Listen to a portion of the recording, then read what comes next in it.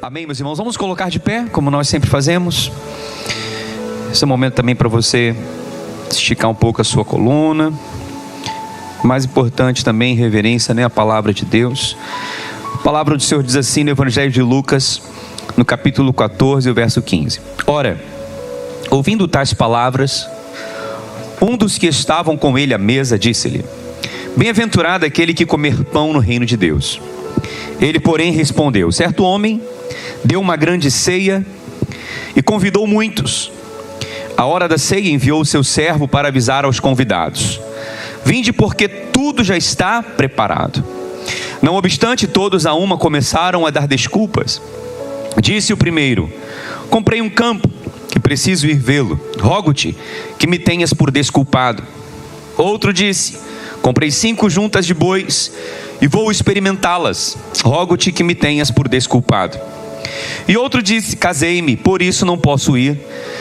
Voltando o servo, tudo contou ao seu senhor. Então, irado, o dono da casa disse ao seu servo: sai depressa para as ruas, para os becos da cidade, e traze para aqui os pobres, aleijados, os cegos e os coxos. Depois lhe disse o servo: Senhor, feito está como mandaste, e ainda há lugar. Respondeu-lhe o Senhor: sai pelos caminhos e atalhos, e obriga a todos a entrar, para que fique cheia a minha casa. Porque vos declaro que nenhum daqueles homens que foram convidados à minha ceia, provará a minha ceia. Amém, meus irmãos? Pai querido, obrigado pela tua palavra mais uma vez. Obrigado pelo teu Espírito Santo que sempre nos inspira e nos ensina. Fala conosco, Senhor, uma vez mais. Que a tua palavra venha trazer luz, direção e resposta para cada um que está aqui nessa noite, também em suas casas. É a oração que nós fazemos em nome de Jesus. Amém e amém. Podem sentar, meus irmãos. Glória a Deus.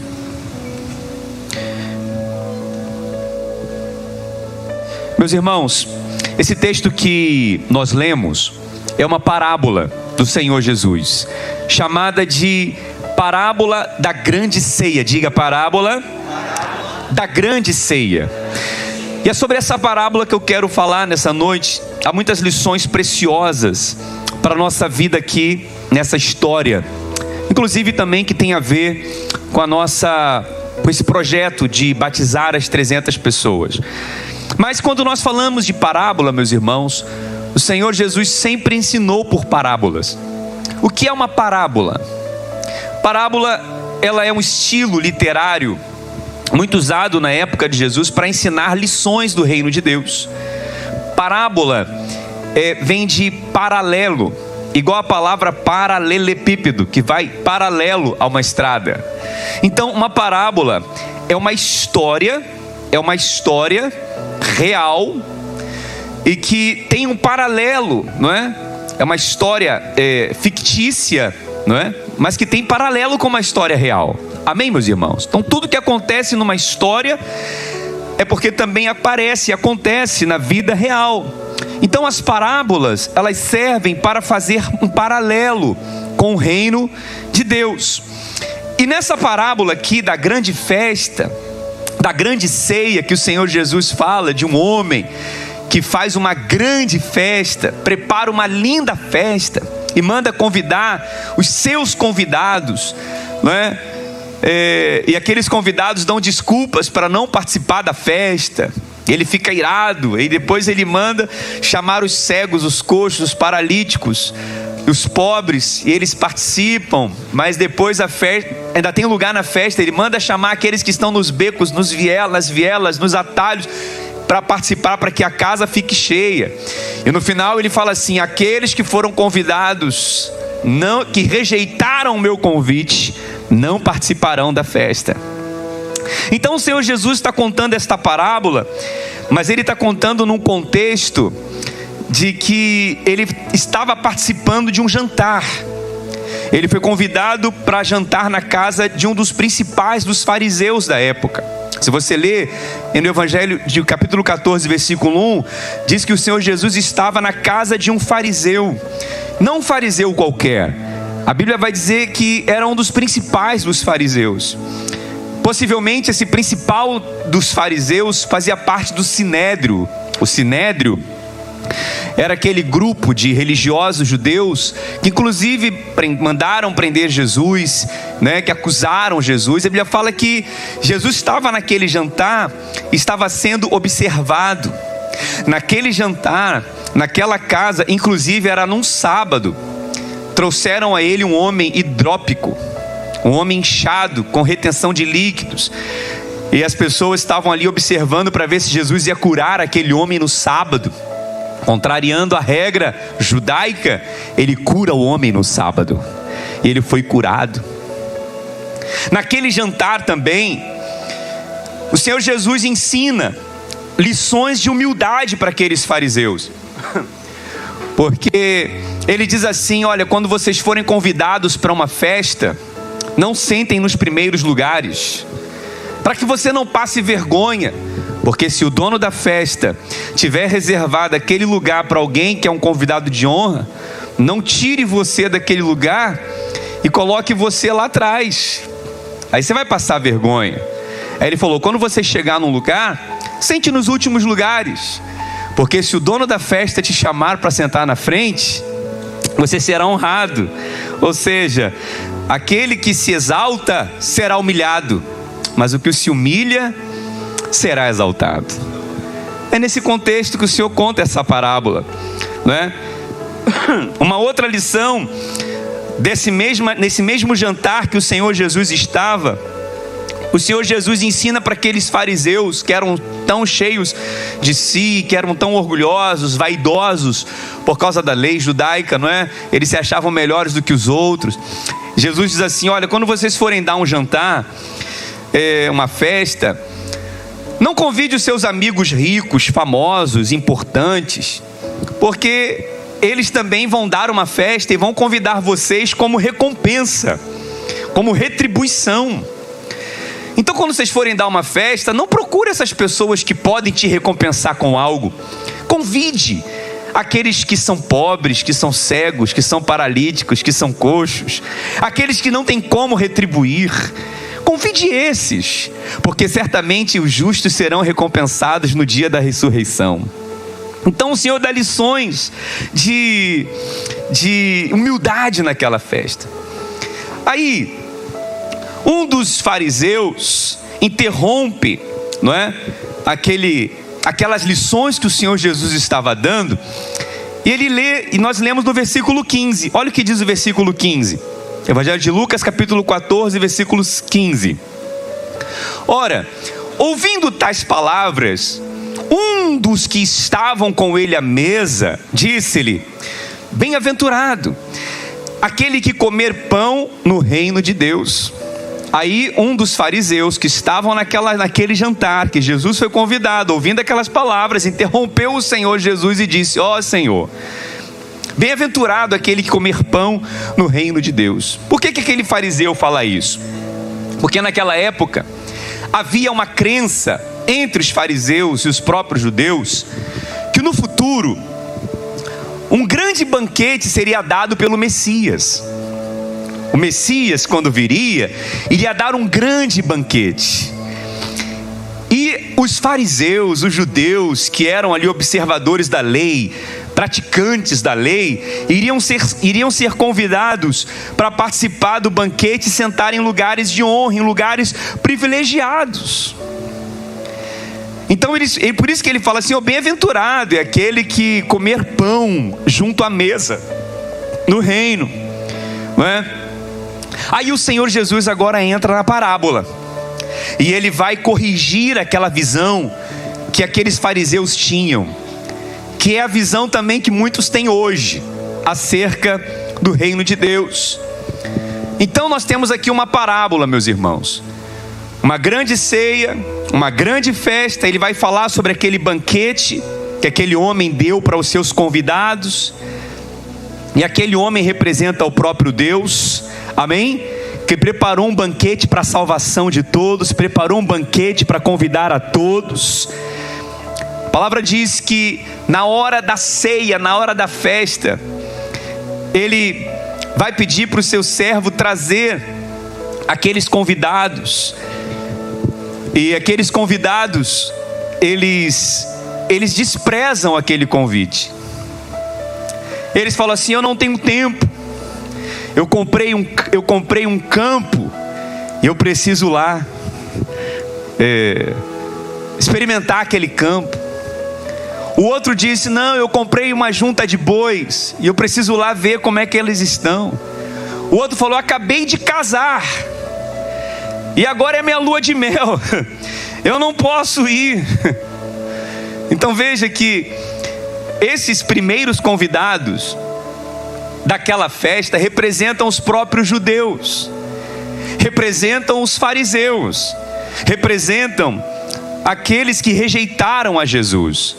A palavra diz: Jesus veio para o que eram seus, mas os seus não o receberam. Mas todos quantos receberam deles o poder de serem feitos filhos de Deus. Então eles rejeitaram o convite.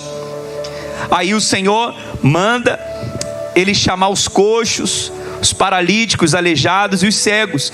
E quem são esses? São os gentios. Somos nós que éramos cegos, paralíticos, não éramos da linhagem dos judeus, mas mesmo assim fomos convidados para a grande festa. Mas depois ele manda convidar, ainda há lugar na casa, ele manda convidar aqueles que estão escondidos lá no beco, lá na viela, lá nos atalhos, marginalizados. E ele fala assim: convide-os e obriga-os a entrar para a minha festa, para que a minha casa fique cheia. Aí no final ele termina dizendo que aqueles homens que foram convidados não provarão da minha festa. Então, meus irmãos, essa parábola fala aqui da perda da oportunidade da salvação. Não da perda da salvação, mas perda da oportunidade da salvação. Muitas pessoas são chamadas para a salvação, mas muitas estão perdendo a oportunidade de serem salvas. Amém? Fala também da graça de Deus, que está disponível para todos, especialmente para aqueles que são humildes e reconhecem a necessidade do Senhor. E fala também da seriedade, né? Da rejeição a Cristo. Como que muitas pessoas não têm seriedade com esse assunto, rejeitam a salvação, achando que vão ter uma segunda chance, e não terão. Então, o que essa parábola ensina para nós? O que essa parábola ensina para mim, para você? Esse convite para a salvação nos ensina hoje.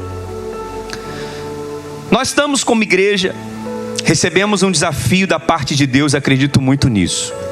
Não foi emoção, não foi coisa da minha cabeça, mas foi o Espírito Santo clamando para que a igreja evangelizasse.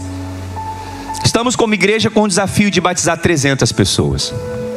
Amém? O inferno já está tremendo com isso. Os demônios já estão batendo cabeça um com o outro. Eles já estão desesperados, porque a igreja está se levantando. É a nossa responsabilidade como cristãos convidar as pessoas, amém? Fazer o convite, é a nossa responsabilidade levar essas pessoas à salvação. Um cristão, ele só pode ser considerado um cristão se ele também for um evangelista. Eu vou repetir: um cristão, ele não pode se considerar um cristão se ele não for um evangelista. Ou seja, ele só pode ser considerado um cristão se ele for um evangelista. Eu pergunto: você é um evangelista, amém?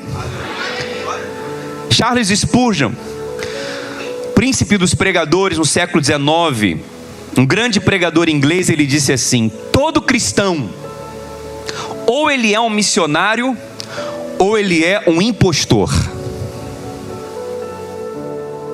Eu vou repetir: todo cristão, ou ele é um missionário, ou ele é um impostor.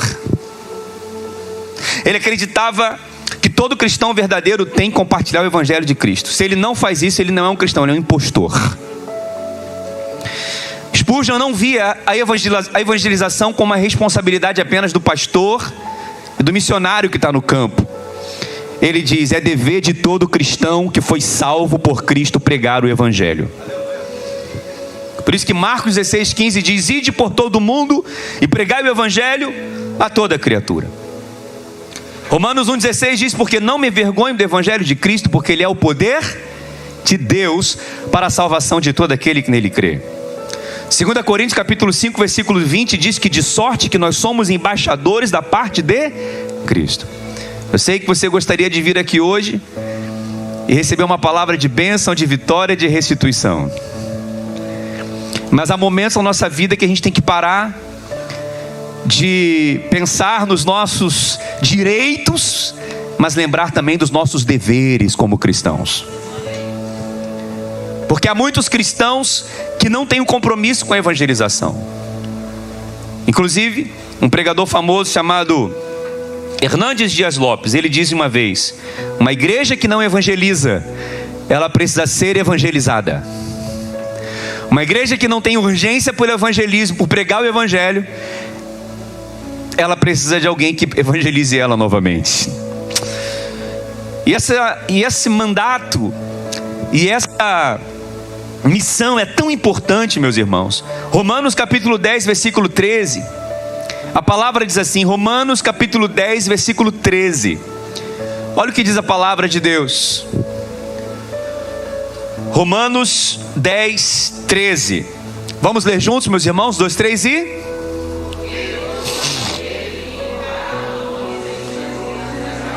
Espera aí, irmãos.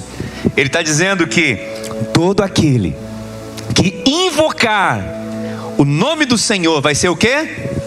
Salvo. Então a salvação está disponível para todos que invocam o nome do Senhor. Mas como que acontece? Versículo 14. Olha lá, vamos ler juntos. Como, porém, invocarão aquele em quem não creram? Como crerão naquele de quem nada ouviram? E como ouvirão se não há quem pregue? Espere, volte. Como pregarão se não forem... Volte ao versículo 14, por favor.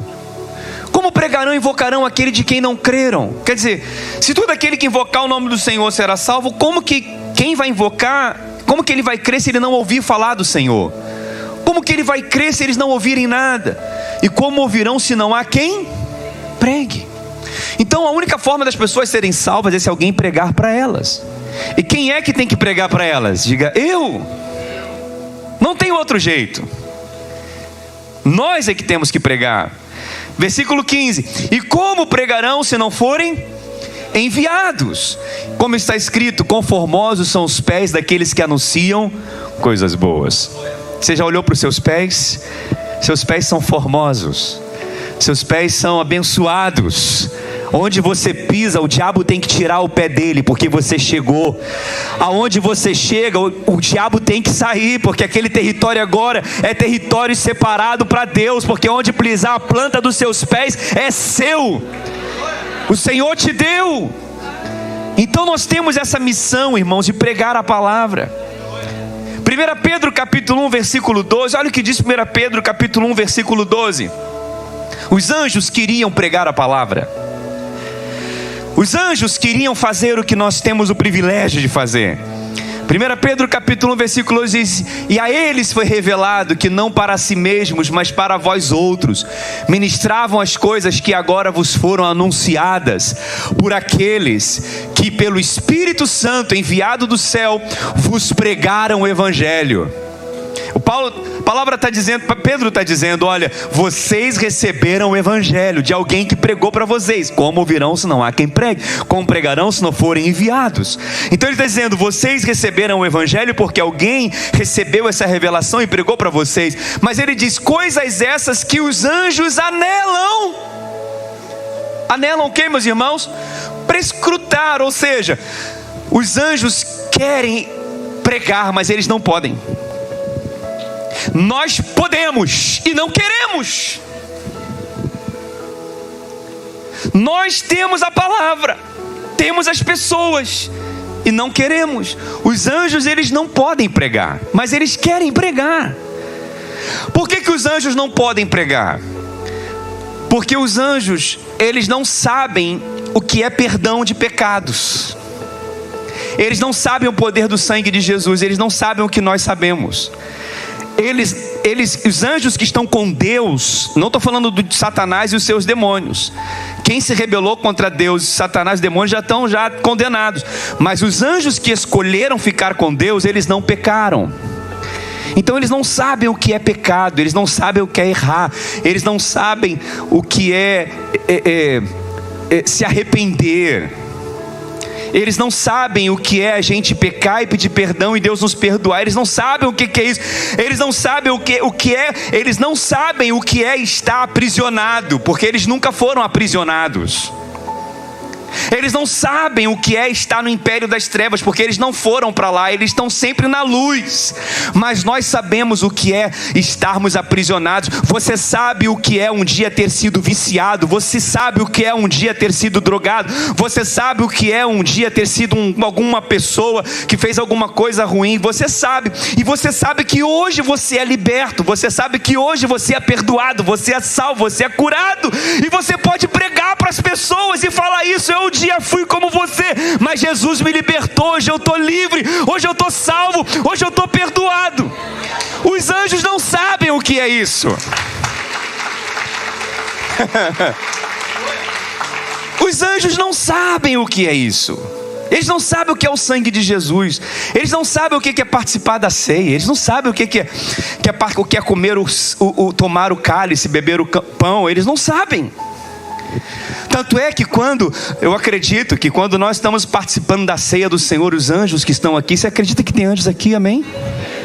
Porque a palavra diz que os anjos do Senhor acampam-se ao redor daquele que os teme e os livra. Então eles estão aqui, eles são ministradores. Eu acredito muito que nesse momento, quando nós estamos tomando o cálice e o pão, eles param tudo para ver o que nós estamos fazendo. E eles ficam pensando: o que será isso? Como é isso? O que eles estão sentindo? Assim como também nós, quando estamos pregando a palavra, pregando o evangelho, eles também ficam pensando: eu queria tanto falar. Eu sei o que eles estão falando, no sentido de que eu estou vendo, mas eles não estão vendo. Se eu pudesse falar no lugar deles. Mas isso para dizer o que, meus irmãos? Nós temos um grande privilégio. Diga: eu tenho um grande privilégio de pregar o evangelho. Aleluia. Diga para o irmão que está ao seu lado: você tem esse privilégio. Você tem esse privilégio. Nós temos esse privilégio. Por isso não podemos deixar de pregar. Amém, meus irmãos? Então há uma festa de salvação preparada por Deus. Há pessoas que precisam receber esse convite. E nós precisamos sair para convidar essas pessoas. Vou repetir. Há uma festa de salvação preparada por Deus. Há um banquete da graça. Há um banquete de salvação preparado. Já está tudo pronto. Há pessoas precisando desse convite. E nós precisamos sair para fazer um convite a essas pessoas. Se tem uma coisa que as pessoas respeitam, é o convite. Ninguém entra na sua casa se não for convidado. Verdade ou não é? Ninguém vai à sua festa se não for convidado. Ninguém. Então as pessoas precisam receber um convite. Quem vai convidar mais a partir de hoje? Quem vai pregar o evangelho a partir de hoje? Amém? Essa é a nossa responsabilidade. E há 3 tipos de pessoas. 3 tipos de pessoas que você vai encontrar no dia a dia. 3 tipos. Quantas pessoas? 3. Então quero que você agora preste atenção. Porque quando você sair daqui hoje, você vai pregar o evangelho para todas as pessoas. Que a palavra diz: ide por todo mundo e pregai o evangelho a toda criatura. Você não sabe quem vai ser salvo, você não sabe quem vai responder sim, você não sabe quem vai aceitar o convite. Nosso papel é pregar. Amém, meus irmãos? Como eu gostaria que você entendesse essa palavra hoje. Como eu gostaria que agora você esquecesse dos seus problemas e pensasse no maior problema de todos, que é a vida eterna e a salvação em Cristo Jesus. Como que eu queria agora você esquecesse que o seu problema não existe mais. Tem pessoas agora com um problema muito maior do que o seu. Pessoas que estão indo para o inferno. semana, ontem recebemos uma notícia de uma pastora, esposa de um pastor que faleceu aos 52 anos. Você viu? Mal súbito. Infartou. E eu fui pesquisar na internet um tempo atrás. No Brasil, 820 pessoas morrem por dia só de mal súbito. 820 pessoas por dia acordam e não sabem se vão estar acordadas no dia ainda. E quantas dessas pessoas morrem sem salvação? É verdade ou não é, meus irmãos? E quantas pessoas estão passando por nós todos os dias caminhando para o inferno e nós não estamos falando de Jesus para elas? Uma vez eu preguei uma palavra sobre os 3 clamores, eu não sei se você lembra disso. 3 clamores que nós temos que ouvir para pregarmos o Evangelho. O primeiro clamor é o clamor de Deus, quando Ele diz assim: quem enviarei? Quem há de ir por nós? E nós falamos o quê? Eis-me aqui, Senhor, envia-me a mim. E o Senhor está perguntando hoje para essa igreja: quem enviarei? Quem há de ir por nós? Segundo clamor que nós temos que ouvir é o clamor das pessoas. Estão sofrendo. Como Macedônio aparece para Paulo numa visão e ele diz assim: atravessa a Macedônia aí, ajuda-nos, não é? Como pessoas estão clamando nesse momento, pedindo, clamando por socorro: ajuda-me. Alguém atravessa a rua e me ajuda. Alguém toca a campainha da minha casa e me ajuda. Alguém na minha escola me ajuda. Mas há um terceiro clamor que se nós pararmos agora para ouvir, nós vamos nos mobilizarmos e nos sensibilizarmos para pregar a palavra, que é o clamor do inferno. Quantas pessoas nesse momento estão no inferno clamando, gritando, desesperadas, porque não há mais salvação para elas. Elas estão lá como Lázaro estava naquelas chamas, como o rico e o Lázaro. O rico estava nas chamas, não é? Clamando: peça a Lázaro que traga uma água e molhe a minha boca, porque eu estou aqui com sede, ardendo nessas chamas. Ou seja, o inferno é um lugar de consciência. O inferno é um lugar de sofrimento. O inferno é um lugar de dor. O inferno é um lugar de desespero. O inferno é um lugar de perdição eterna. O inferno é um lugar, pior lugar do mundo. E muitas pessoas nesse exato momento estão gritando, clamando, falando: me ajuda! Mas não há mais chance para elas. Mas se nós imaginarmos esses gritos, nós vamos nos sensibilizar e vamos pregar a palavra para que menos pessoas vão para o inferno. Alguém entende? Diga glória a Deus. Então nós temos que convidar as pessoas, nós temos que falar com elas. E Deus espera que você faça isso. Mesmo que você vá tirar férias, mesmo que você vá passear, mesmo que você vai sair, onde tiver uma pessoa ali, tem uma oportunidade de você pregar de Jesus para elas. Mas você vai encontrar 3 tipos de pessoas. Primeiro, que nós vemos nessa parábola, aqueles que vão desprezar o convite. Diga: aqueles que vão desprezar o convite. Tem gente assim ou não? Você prega para a pessoa, você convida para a igreja, você pergunta se ela quer se batizar, você pergunta se ela quer para o encontro, e ela fala assim: não quero, não tenho tempo, não quero. Você imagina, a pessoa está em casa e ela recebe alguém bate na campainha da casa dela, toca na campainha dela, ela atende a porta. Imagina, você está em casa, recebe alguém na sua casa, toca a campainha, e não é o entregador do Mercado Livre, e não é o entregador de um produto que você comprou no e-commerce. Não, você recebe um envelope dourado, muito bonito, com uma fita vermelha, um papel muito refinado, e dentro daquele convite está escrito: o grande eu sou, o Deus do universo, te convida para um jantar em seu palácio. Contamos com a sua presença. Você não ia responder esse convite, sim ou não? Você não ia atender esse convite, sim ou não? Claro, porque não é o convite do presidente da república, não é o convite de um de um jogador famoso, não é o convite de um cantor famoso, não. É o convite do Rei do Universo te chamando para um banquete. É o banquete que é um retrato da graça de Deus, do amor de Deus, da salvação. Ele organizou tudo, ele preparou tudo para aquela festa. Ele preparou a melhor cozinheira, ele preparou o melhor garçom, ele preparou a melhor comida, ele preparou o melhor talher, ele preparou a melhor toalha. Ele talvez contratou uma banda para aquele evento, para receber aquelas pessoas. No dia do banquete ele falou: está na hora da ceia, chame os meus convidados, vá até eles, porque está na hora, a mesa já está posta. Mas algo inesperado aconteceu. Eles disseram: não tenho tempo. Não tenho tempo. Eles estavam preocupados com outras coisas. Eles estavam preocupados com outras coisas. Eles tinham outras prioridades. Sabe por que as pessoas não aceitam convite? Porque elas têm outras prioridades. Eles não têm tempo para Jesus. Eles têm tempo para tudo, menos tempo para Jesus. Eles dão desculpas. Ou seja, muitas coisas controlam o tempo daquelas pessoas. Muitas circunstâncias e distrações controlam o tempo daquelas pessoas.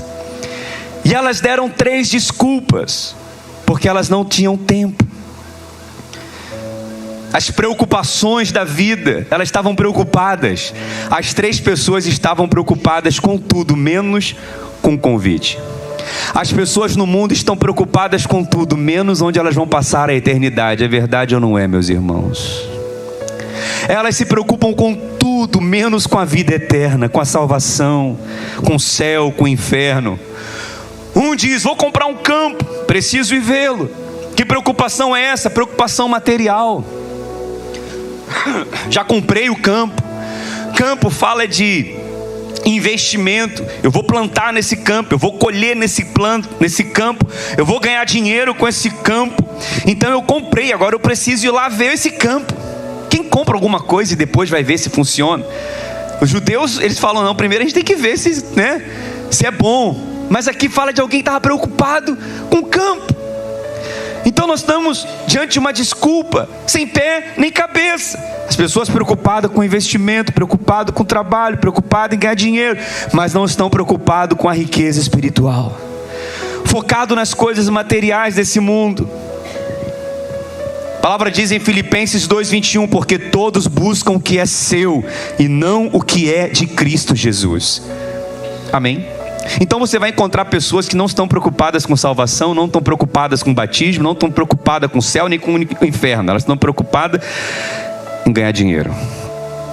Mas nós vamos encontrar outras pessoas que estão assim: comprei 5 juntas de boi e vou experimentá-los. Ou seja, comprei 5 carros e agora eu preciso saber se eles são bons, se eles estão funcionando. Irmão, quem é que compra carro assim? Ninguém compra carro sem fazer um test drive antes, é verdade ou não é? Só leilão. Se você compra carro no leilão, você olha o carro, paga, né? Igual eu já comprei carro em leilão, assim. Depois você vê a bomba que vem. Fora isso, você vai experimentar o carro. Normalmente os carros de leilão você tem que ter um trabalho para consertar, que seja. Mas aqui está falando daquelas pessoas que estão envolvidas com consumismo. Elas querem comprar, elas querem possuir, elas querem desfrutar, elas querem experimentar. Elas têm tantas prioridades e elas estão sempre ocupadas com alguma coisa. Quantas pessoas estão desprezando a vida eterna por conta disso? Amém? E a outra aqui fala de casei-me, agora é lua de mel. Alguém pode pensar: legítimo, casou, lua de mel, pode deixar para depois o banquete? Pois é, talvez essa seja a desculpa mais fácil que uma pessoa possa compreender. Mas aqui fala também de quê? Dos desejos emocionais, não é? Dos desejos de relacionamentos. Pessoas que estão preocupadas em resolver questões pessoais, emocionais, mas não estão preocupadas com a salvação, não estão preocupadas com a vida eterna, não estão preocupadas com Cristo. Quem está compreendendo, meus irmãos? Coloca sempre um relacionamento acima de Deus, sempre alguém acima de Deus. Sempre, então, tem tempo para namorar, tem tempo para tudo, mas não tem tempo para Deus. Tem tempo para trabalhar, mas não tem tempo para Deus. Tem tempo para desfrutar de algo, mas não tem tempo para Deus, porque as pessoas não estão preocupadas com isso. É verdade ou não é? Você conhece alguém assim? Você conhece alguém que está dando desculpas por causa de uma desses três motivos? Você conhece alguém assim, irmãos? Mas que bom que você está aqui hoje, porque você aceitou o convite do rei. E a palavra diz que o rei ficou indignado. Diga, indignado. Ele ficou irado. Ele falou, como pode? Eu preparei tudo, eu preparei o melhor, mas essa pessoa não quis. Ela me trocou por outras coisas. Ela me trocou por coisas tão supérfluas. Ele ficou indignado, irado. Você sabe que no Antigo Testamento Deus ficava irado. Na Velha Aliança a ira de Deus vinha, por causa do pecado, por causa das pessoas que não obedeciam à lei. Mas no Novo Testamento Deus fica indignado, irado, por causa das pessoas que rejeitam a bondade dele. Foi muita bondade que aquele homem fez, que aquele Senhor fez, e as pessoas rejeitaram o banquete. Amém, meus irmãos? Então você vai encontrar três tipos de pessoas. Esse primeiro grupo vai dizer, não quero ir para a igreja, não quero ir para a célula, não quero me batizar, não quero ir para o encontro, não tenho tempo, tenho outras prioridades, não estou preocupado com isso, e está tudo certo. Verdade ou não é? O que você vai fazer? Você vai desistir? Você vai parar de pregar o evangelho? Você vai parar de acreditar na salvação das pessoas? Você vai falar assim, já fiz a minha parte, não faço mais? Não. Diga não. Porque o Senhor está dizendo, tem outro grupo. Tem um grupo que vocês vão até eles, e eles vão dizer sim. Tem um grupo que estão prontos para ser salvos. Tem um que você vai chegar perto dele e falar, Jesus te ama, e só em você falar, Jesus te ama, ele já vai começar a chorar e vai falar, ora por mim. Tem um grupo de pessoas que estão precisando tanto, que só em você se aproximar deles e dar um abraço, eles já vão começar a sentir a presença de Deus, de tão sensíveis, de tão necessitados que eles estão de ouvir do amor de Deus.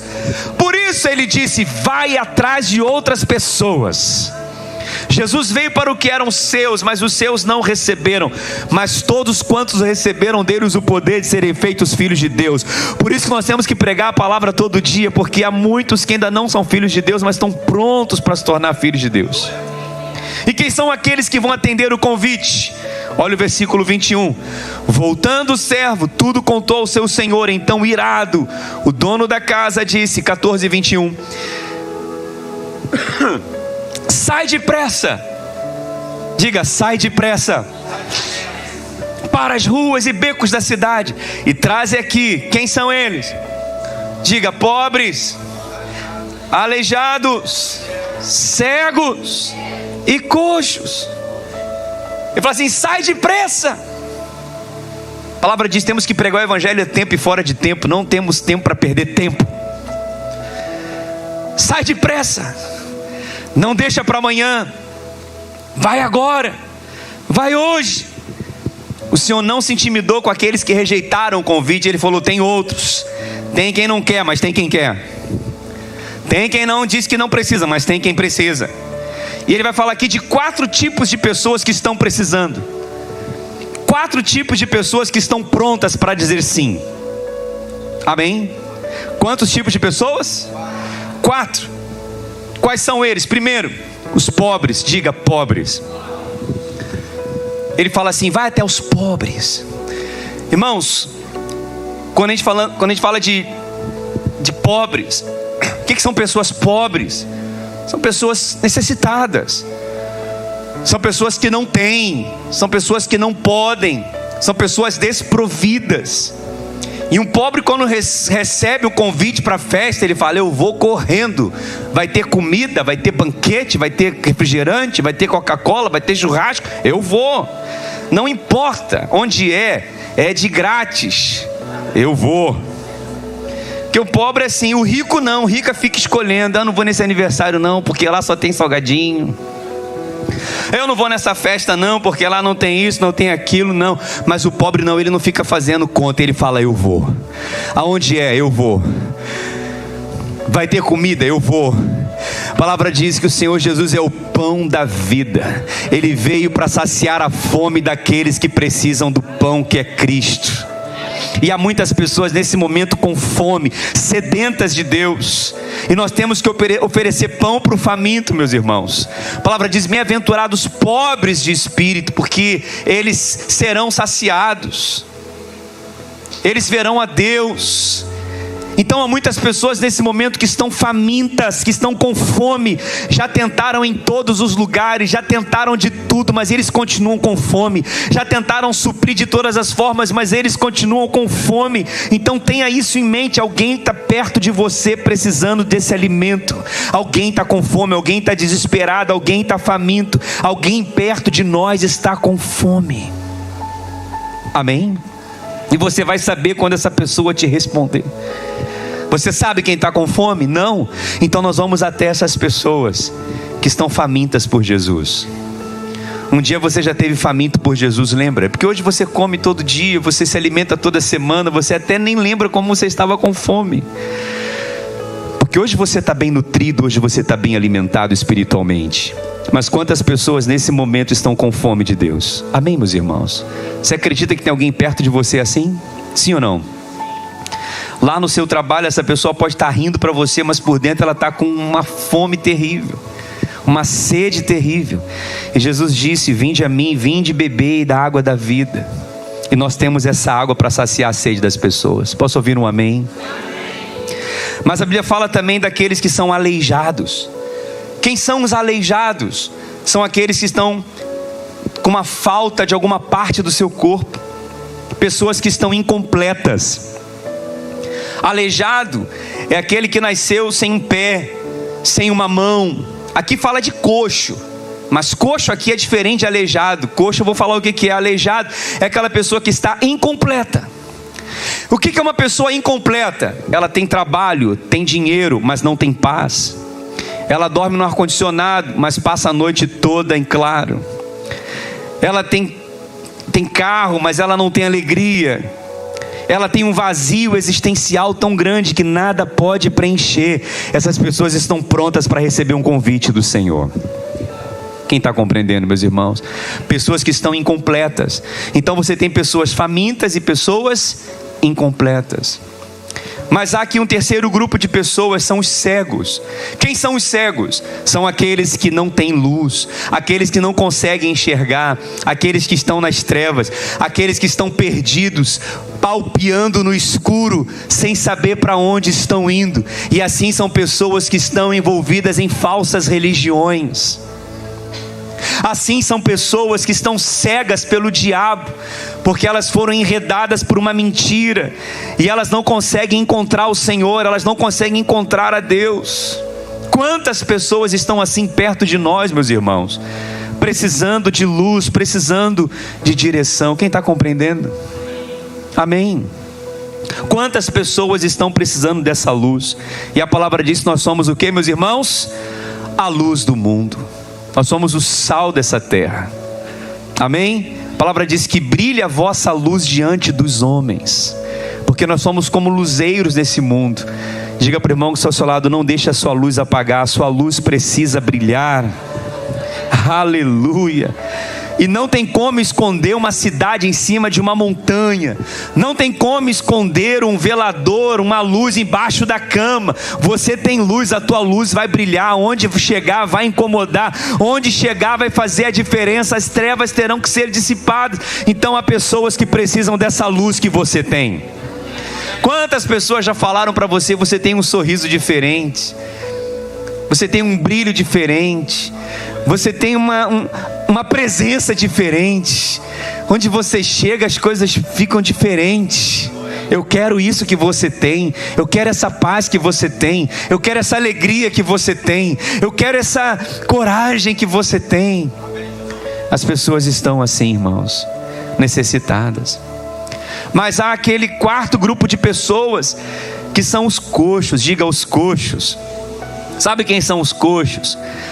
Coxos fala daqueles que têm um andar torto. Diga, andar torto. Eles estão sempre pendendo para um lado. Coxo é alguém que não consegue andar reto. ele anda trôpego, ele anda bêbado. É aquele homem torto. Lembra daquela música? Havia um homenzinho torto que morava numa casa torta. A sua vida era toda torta. O caminho dele era torto, a porta era torta. Mas o quê? Mas um dia a Bíblia ele encontrou, e tudo que era torto, Jesus endireitou. Quantas pessoas estão assim, tortas? Elas não conseguem acertar em nada na vida, não conseguem deixar o vício, não conseguem resolver questões, não conseguem tomar decisões. Elas se sentem totalmente indignas de cear, de estar na presença de Deus. Mas alguém precisa falar para elas, aleluia. Quem está compreendendo, meus irmãos? Alguém precisa dizer para elas: olha, você pode estar nessa vida torta, mas Jesus vai endireitar seus caminhos, as suas veredas. O carpinteiro de Nazaré, quando você entrar nas mãos, se colocar nas mãos dele, vai acertar, vai planar, vai tirar todos os caroços da sua vida, vai fazer de você uma bênção. Então, irmãos, há pessoas famintas do nosso lado, sim. Há pessoas vazias, sim. Há pessoas cegas, sim. Há pessoas tortas, sim. Talvez você vai pregar para o João, João não quer, mas Maria vai querer. Você vai pegar para Pedro, Pedro não quer, mas Tiago vai querer.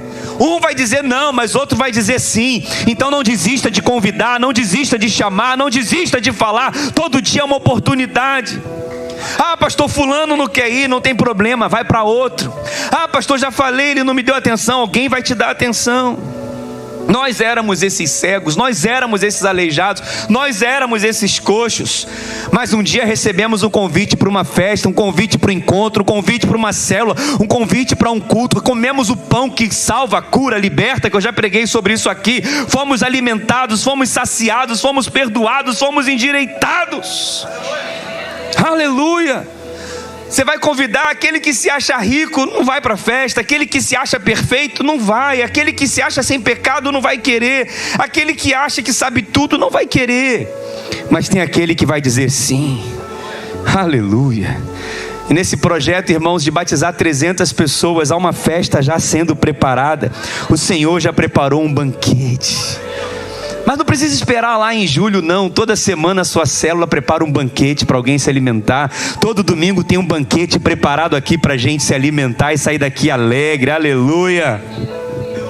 Talvez você pense assim: ah, pastor, mas a pessoa só vai na minha célula para comer. Não tem problema, deixa para comer. Ah, ela só vai quando tem churrasco. Não tem problema, deixa. Ela não reclama disso, que bom que ela está ali.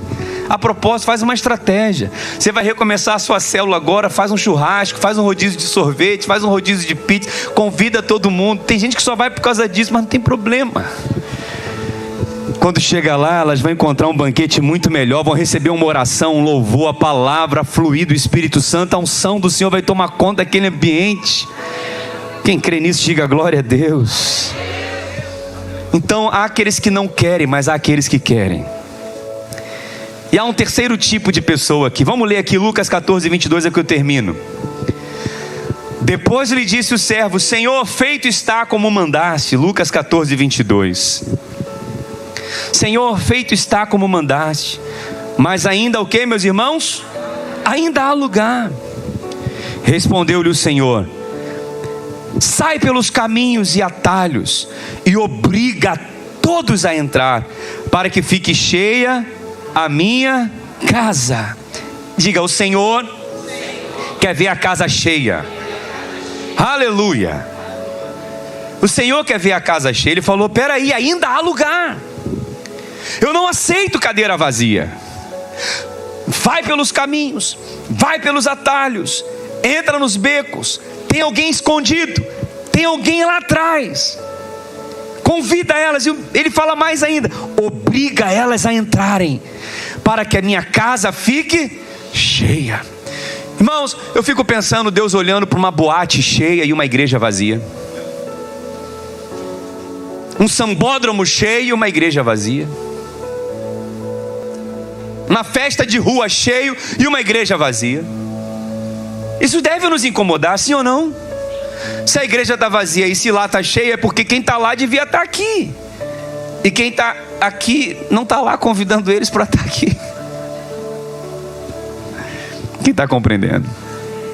Então o Senhor quer ver a casa cheia, quer ver a igreja cheia, quer ver gente para tudo quanto é lado. Por isso nós vamos batizar 300 pessoas. Pastor, é exagero? Não é exagero, é porque o Senhor quer ver a casa cheia. Casa cheia significa que o inverno não está esvaziando, mas menos vidas estão indo para o inferno. Você tem que participar disso, irmãos. Você precisa se envolver com isso. Buscar em primeiro lugar o reino de Deus e a sua justiça, e as demais coisas vos serão acrescentadas. Prega o evangelho, ganha vida para Jesus, que o seu emprego vai sair, que a sua promoção vai sair, que tudo que você precisa vai sair. Tudo que você quer vai chegar na sua mão, mas primeiro vai fazer o que Jesus quer. Amém? Você pode, você consegue. O Senhor, Ele falou o seguinte: obriga essas pessoas a entrarem, eu não quero ver minha casa vazia. Aleluia. E quem são essas pessoas que estão escondidas lá no beco e nas vielas? Sabe quem são? São as pessoas que estão marginalizadas. São pessoas que estão à margem da sociedade. São pessoas que estão jogadas de canto. Elas se sentem indignas de estarem aqui. São aquelas pessoas que elas mesmas olham para ela e falam assim: meu caso não tem mais solução, nem Deus me quer mais. São pessoas que não se sentem mais perdoadas, não se sentem mais dignas. Elas já erraram tanto na vida, elas já fizeram tanta coisa errada, elas já fizeram tanta besteira, que elas não se sentem mais dignas. Mas Jesus está falando: vai até elas. Elas já receberam rótulo da sociedade, já receberam rótulo do mundo. Eu fico pensando, irmãos, será que a igreja está preparada para receber aqui uma pessoa travestida? Será que você está preparado para receber uma pessoa aqui que já está com seios postiços, que já está com cara esticada? Será que a igreja está preparada para receber esse tipo de gente? E por que muitas dessas pessoas não entram nas igrejas? Porque elas sabem que aqui elas vão ser excluídas. Elas sabem que aqui elas vão ter preconceito com elas. Elas sabem que aqui elas vão ser rotuladas. Elas sabem que aqui elas vão sentar num banco, não aqui, mas em outro lugar. As pessoas vão se afastar delas. Eu estou orando para Deus trazer essas pessoas para cá. Eu estou orando para que essas pessoas entrem aqui e falem: eu quero Jesus na minha vida. Eu estou orando para que entrem aqui pessoas que o mundo já excluiu. Você está preparado para isso? Nós já recebemos aqui pessoas, irmãos, nesses 14 anos de igreja. Já tivemos pessoas que aceitaram Jesus aqui, que lá fora era a pior espécie de ser humano. Pessoas que vinham aqui para ver as pessoas, para saber se é verdade. Essa pessoa está na igreja mesmo? Essa pessoa aceitou Jesus mesmo? Mas aqui foi transformada, aqui foi salva, aqui foi liberta, hoje é pregador do evangelho. Você sabe de quem que eu estou falando? E nós queremos ver mais e mais pessoas como essas aqui, irmãos. Nós vivemos hoje no meio de uma guerra ideológica e política, no meio de uma tensão que o sistema está colocando a igreja contra essas pessoas e essas pessoas contra a igreja. E nós não estamos percebendo isso.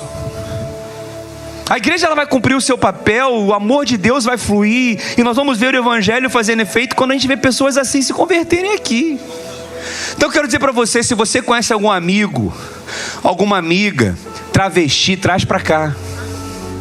Pode trazer para cá. Nós vamos amar essas pessoas. Eu estou indo ao extremo, porque o menor do que isso você sabe o que é. Pode trazer para cá.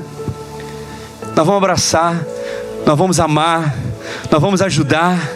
Se você tiver alguém que é drogado, viciado, traz para cá. Aqui é o lugar certo para essas pessoas. Você conhece alguém? Eu lembro a vez que a gente fez um evangelismo quando eu era mais novo. Fomos lá em Madureira, a gente fazia um trabalho em Madureira de levar ônibus e pegar os moradores de rua para levar para a igreja. E a gente fazia isso, eu tinha uns 14 anos de idade. Eu, meu pai e minha mãe na igreja que nós éramos. E a gente levou, irmão. Entrou uma porção de gente com garrafa de cola debaixo da blusa, outro com travesseiro, outro com cobertor, O outro com o cabelo tudo assim, com a barba tudo assim. Outro falou, só vou se eu levar minha cola. Vai.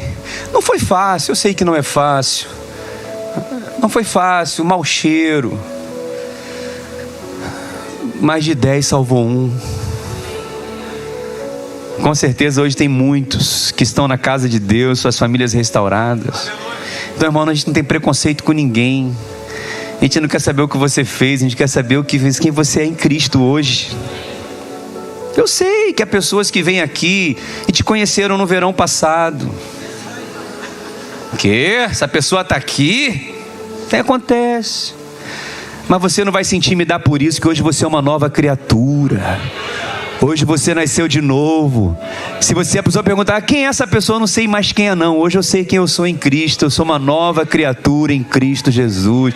Essa igreja me abraçou, essa igreja me acolheu, essa igreja me amou, essa igreja me perdoou. E hoje eu estou aqui como servo, hoje eu estou aqui como líder, hoje eu estou trabalhando na Rede Kids, hoje eu estou no louvor, Acabou.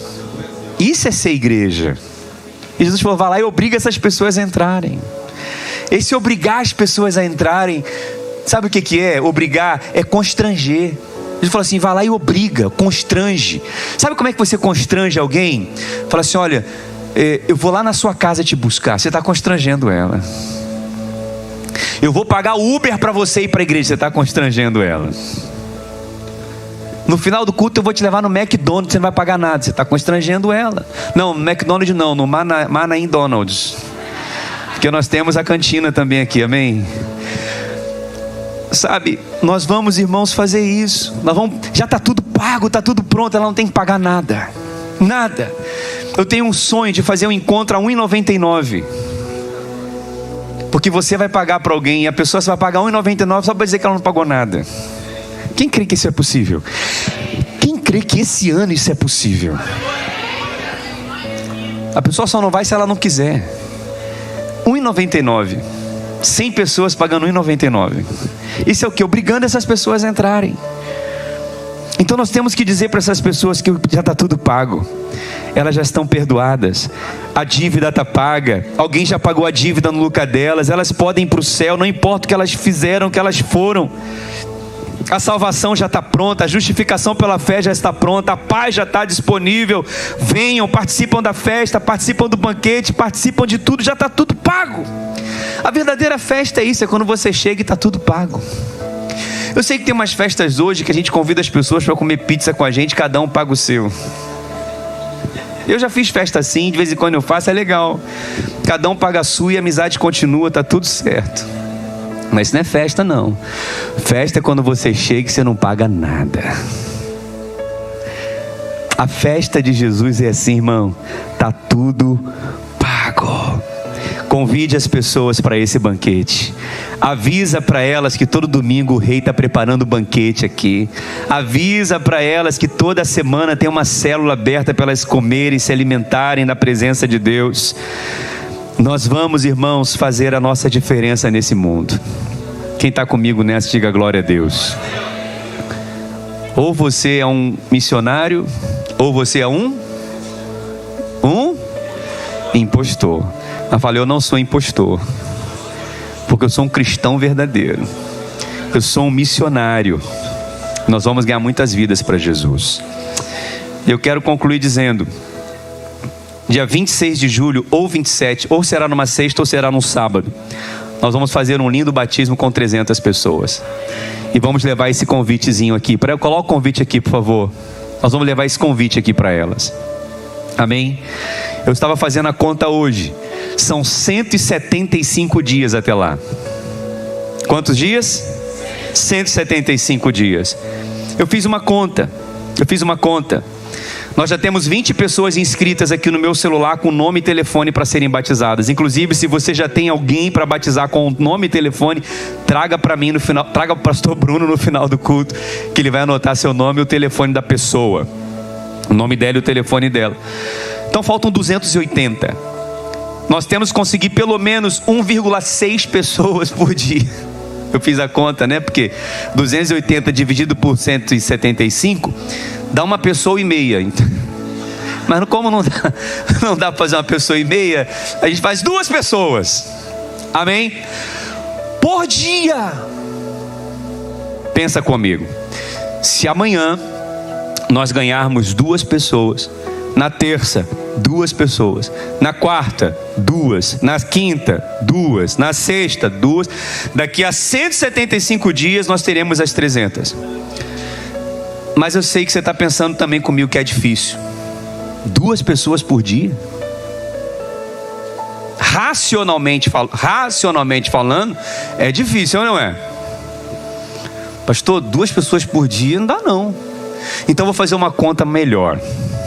Essa conta é muito mais fácil. Se você, em 175 dias, ganhar uma pessoa para Jesus e levá-la ao batismo, você consegue. Ficou mais fácil ou não ficou a conta agora?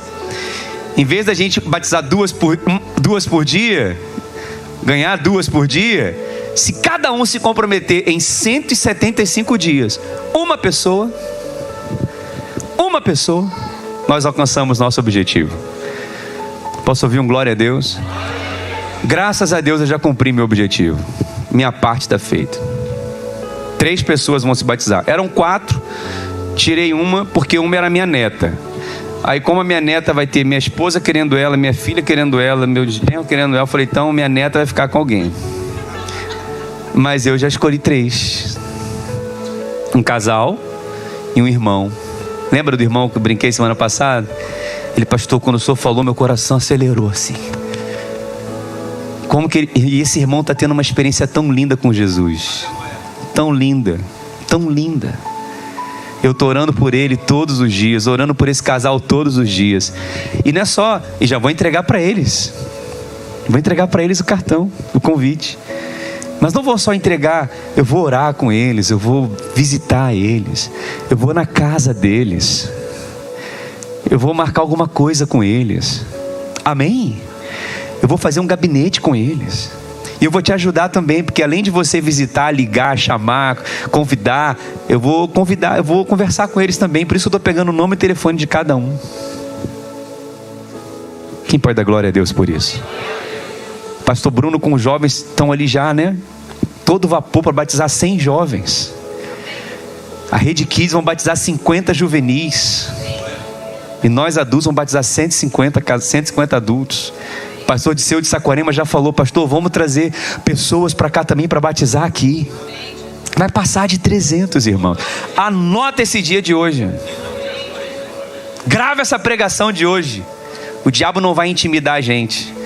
Se não for no Aliados, vai ser na praia, vai ser em algum sítio, vai ser em algum lugar. Vai ser na rua, mas a gente vai fazer um movimento assim, que nunca fizemos nessa igreja. Alguém podia pensar assim, pastor, mas 300, deixa para o final do ano. Não, vai ser no meio do ano. Porque Deus tem pressa. Diga para o irmão que está ao seu lado, fala assim, Deus tem pressa. E Ele conta com você. Vamos louvar e falar assim, você vai ser pai de multidões. Amém? Dê um forte aplauso ao Senhor. Fica de pé no seu lugar. Aleluia.